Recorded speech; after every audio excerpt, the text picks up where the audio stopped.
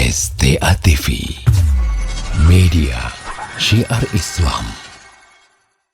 Karena pasti ketakutan tersebut, ketakutan terhadap syaitan. Allah Jalla wa'ala berfirman,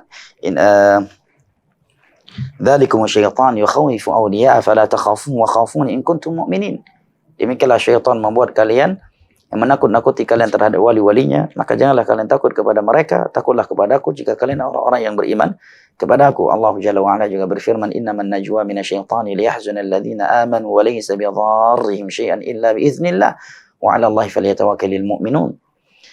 Tidaklah gangguan dari syaitan itu kecuali untuk membuat seorang mukmin itu gelisah, sedih, ya. Dan dia tidak akan mampu membahayakan seorang mukmin sedikit pun kecuali dengan izin Allah.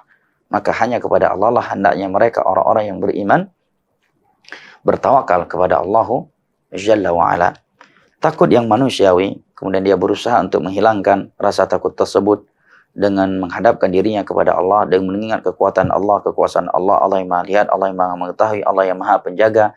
Fallahu khairun hafidha, maka itu tidak mengapa.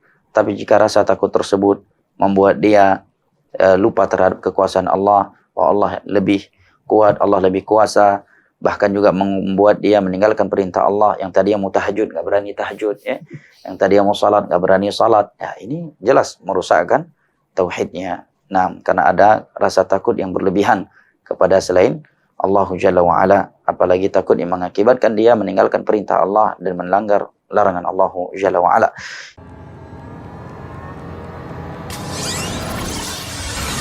STA TV, media syiar Islam.